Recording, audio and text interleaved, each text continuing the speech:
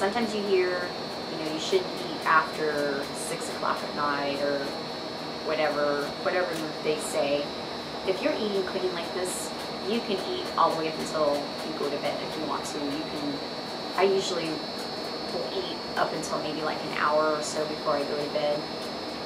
Even if I go to bed at 10 o'clock, you know, sometimes my last meal might be at 9 o'clock. If you're eating clean, you can still get lean. It's not going to affect the way that you lose fat, because you can still lose body fat. You can still get really, really super lean.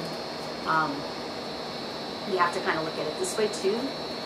You don't want to lose the lean mass, so you have to make sure that you're feeding yourself. And if you're up long hours, you need to try to get those meals in. You need to try to eat probably around every 3 hours or so. That's what I try to do. Starting this and being more structured, my body's getting used to eating. I'm trying to make sure I eat every 3 hours, because I can go a long period in time. I don't think about food all the time, because I always have my mind working on something or focused on something. So I'm trying to get back in this structured eating again, to where it's about every 3 hours, give or take. Sometimes it's a little bit sooner than that. Sometimes it's 2.5 hours. Sometimes it's 2 hours, depending on what meal it was. For instance, like meal 2 is a protein and a vegetable. That's a little bit lighter, you know, so you might get hungrier faster, and you might want to eat your meal 3 after 2 hours. So I kind of have a leeway as far as my time too.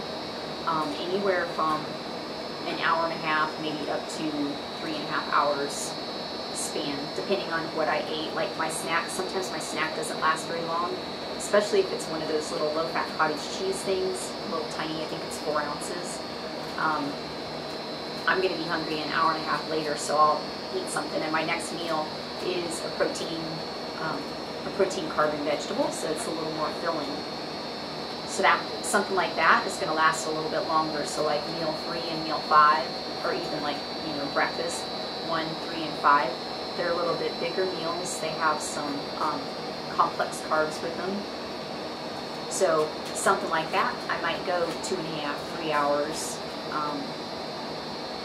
Usually at the latest, like 3.5 hours. I try not to push it that far. But when your body gets used to eating that often, your metabolism starts to get faster, and you actually start to get hungrier. And that's about where I'm at right now. When I first started doing this, I wasn't as hungry. I kind of had to make myself eat this stuff. Now it's like I can tell my metabolism is getting faster, and I'm getting hungrier. So that's always a good sign. You know, some girls, it's like I always hear, you know, they skip breakfast and then they say, because it makes me hungry. Well, that's a good thing. It's a good thing when you start to get hungrier, because it means your metabolism is working. So if you're getting hungry, that's good. And you know, especially if you're exercising too, it's like your body needs that food, and you are going to be hungrier, and it's okay to feed your body. And if you're feeding your body every 2 to 3 hours, you know, your body uses that, and it's going to make you denser and harder. It's going to make the muscle tighter, because you're feeding the muscle, but you're also going to lose the body fat too. And I know a lot of women sometimes are afraid of getting too big, and you know, a lot of times in the beginning when you're starting something like this, the muscle might fill out first, and that's a good thing too, because you're feeding the muscle, and it's just filling out. It's getting the food that it needs. And in the beginning, you can't lose fat, body fat, right away. So in the beginning, when the muscle fills out, I try to explain it like, say this is your muscle, and here's your skin and your fat, your body fat over the muscle. The muscle will start to fill out, and it kind of pushes everything else out, because you haven't had enough time to lose body fat. So it makes you appear like you're fatter, and you could even gain a couple pounds from it. But if you can stick through that, especially girls, because it's like, you know, we feel fat in our lower bodies, and just feel, it makes us feel fatter.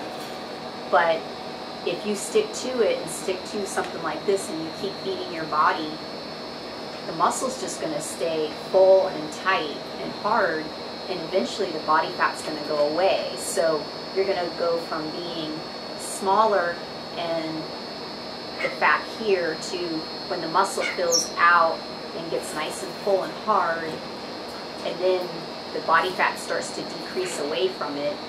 I don't think that was a very good example. So say that I don't think I was holding my hand out far enough. So let's do that again. Here's the muscle that's kind of hungry and it hasn't really been fed. Here's the skin, and say this in between is the body fat. So when the muscle starts to fill out, it kind of pushes everything out. So it makes you appear bigger. It might make your clothes feel like they're tighter.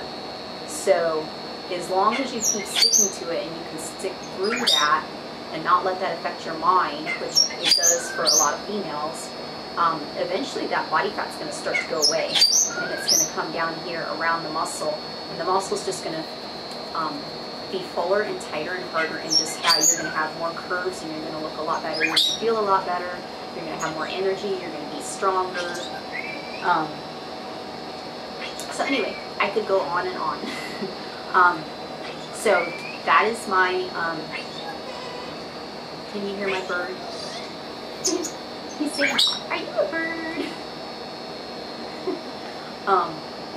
So that is what I'm doing right now, and as it goes on, if I start to get hungrier, I might throw like another, either another snack in there, or maybe up my protein a little bit. Maybe not at all of them, but maybe like 1 or 2 meals, I might up my protein just a little bit more. But I can just tell my metabolism is starting to kick in, and I'm starting to get hungrier. So right now, this is what's working, and this is satisfying me right now. And keep in mind, I'm a little over 100 pounds. I won't say how much yet. But these are